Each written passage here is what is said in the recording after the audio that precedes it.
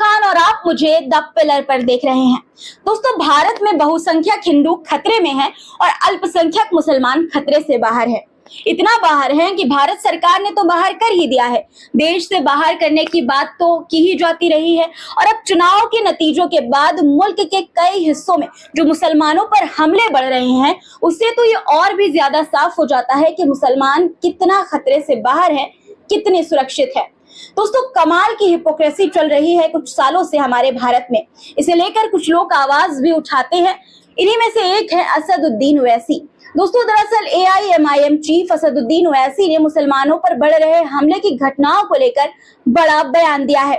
छत्तीसगढ़ और उत्तर प्रदेश में मुसलमानों के साथ हुए खूनी वारदात को लेकर राष्ट्रीय स्वयंसेवक संघ यानी कि RSS पर ओवैसी ने हमला बोला है। क्या लिखा है उन्होंने दोस्तों, सबसे पहले मैं आपको वो दिखाती हूँ, उसके बाद विस्तार से इस मामले पर चर्चा करेंगे। देखिए, आपके स्क्रीन पर असदुद्दीन ओवैसी का ट्वीट है जिसमें उन्होंने लिखा है कि चुनाव के नतीजों के बाद मुल्क के कई हिस्सों में मुसलमानों पर हमलों की वाकयात बढ़ रहे हैं। उत्तर प्रदेश में 2 मौलानाओं का कत्ल कर दिया गया। अकबर नगर में मुसलमानों के घर पर बुलडोजर चला दिया गया। छत्तीसगढ़ में 2 मुसलमानों को लिंच कर दिया गया। आगे उन्होंने सवाल किया कि क्या संघ परिवार मुसलमानों से बदला ले रहा है। दरअसल दोस्तों, हाल ही में उत्तर प्रदेश के मुरादाबाद के कटघर में भैंसिया गांव में स्थित बड़ी मस्जिद के इमाम और मौलाना अकरम की गोली मारकर हत्या कर दी गई थी।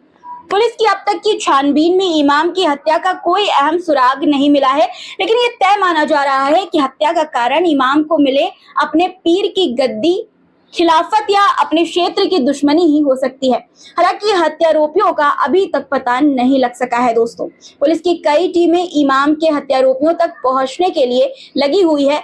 वहीं प्रतापगढ़ में भी मौलाना फारूक का शनिवार यानी कि 8 जून को मर्डर कर दिया गया था। हत्या के मामले में मुख्य आरोपी चंद्रमणि को पुलिस ने गिरफ्तार कर लिया है। ये मामला दोस्तों पैसों के लेन देन से जुड़ा है। जमीन के पैसे के लेन देन में मौलाना चंद्रमणि के घर गए थे।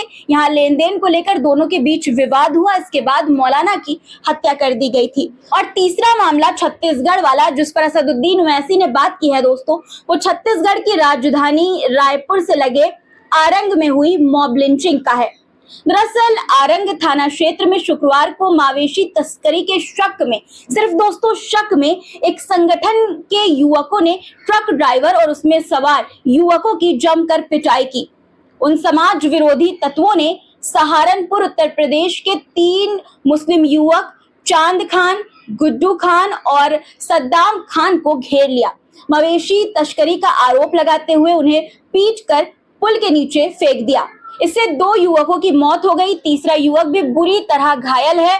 पुलिस ने अज्ञात आरोपियों के खिलाफ आपराधिक मामला दोस्तों दर्ज किया है। तलाश शुरू कर दी गई है, लेकिन गिरफ्तारी किसी की भी अभी तक नहीं हुई है। इस मॉब लिंचिंग मामले में नाराज मुस्लिम समाज सड़कों पर उतरा। मृतकों के परिजनों को मुआवजा देने की गृह मंत्री से मांग की। दोस्तों, प्रदर्शनकारियों ने ये कहा है कि आरंग की घटना में समुदाय के युवकों की हत्या की गई है। यह प्रदेश की कानून व्यवस्था पर सवाल उठाता है। भीड़ ने हमला किया और अब तक इस मामले में किसी की गिरफ्तारी नहीं की गई है। पुलिस कहीं न कहीं दोषियों को संरक्षण देने का काम कर रही है।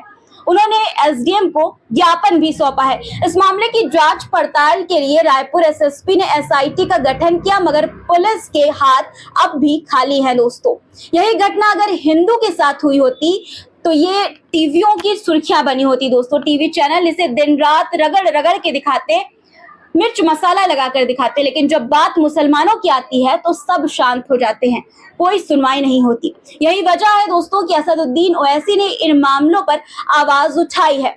सवाल क्या है दोस्तों, ये पहला मौका नहीं है जब असदुद्दीन ओवैसी ने सवाल किया हो। गौरतलब है कि ओवैसी लगातार संघ और BJP नेताओं पर हमलावर रहते हैं। पूर्व में वो कह चुके हैं कि देश में खौफ का माहौल पैदा किया जा रहा है। ये माहौल को पैदा करने में उन ताकतों का पूरा हाथ है जिन्होंने महात्मा गांधी की हत्या की, जिन्होंने देश की आजादी में हिस्सा नहीं लिया बल्कि अंग्रेजों का साथ दिया। असदुद्दीन ओवैसी नाथुराम गोडसे को देश का नंबर 1 हिंदू आतंकवादी बता चुके हैं। एनडीए सरकार पर हमला बोलते हुए असदुद्दीन ये कह चुके हैं कि ये लोग मुसलमानों के साथ अन्याय कर रहे हैं। सरकार मुसलमानों का महज वोट बैंक के रूप में इस्तेमाल कर रही है। बीजेपी नहीं चाहती कि मुस्लिम समाज मुख्य धारा में आए। वैसे ये भी कह चुके हैं दोस्तों कि संघ के पास दिमाग नहीं है, उनमें मुसलमानों के प्रति 100% नफरत भरी हुई है। दोस्तों, छत्तीसगढ़ का मामला हो या उत्तर प्रदेश के मुरादाबाद का, आरोपी हिंदू हो या मुस्लिम, मामले में आरोपियों को न पकड़ना, गिरफ्तारी में देरी बहुत सारे सवाल खड़े करती है। दोस्तों, आप कैसे देखते हैं इन मुद्दों को और आपको क्या लगता है कि क्या वाकई में हिंदू खतरे में है और मुसलमान सुरक्षित है? कमेंट में अपनी राय जरूर बताइएगा और दोस्तों, चैनल को सब्सक्राइब करना मत भूलिएगा। आप हमें मजबूत करेंगे तो हम आपकी आवाज और भी मजबूत करेंगे। दोस्तों, धन्यवाद।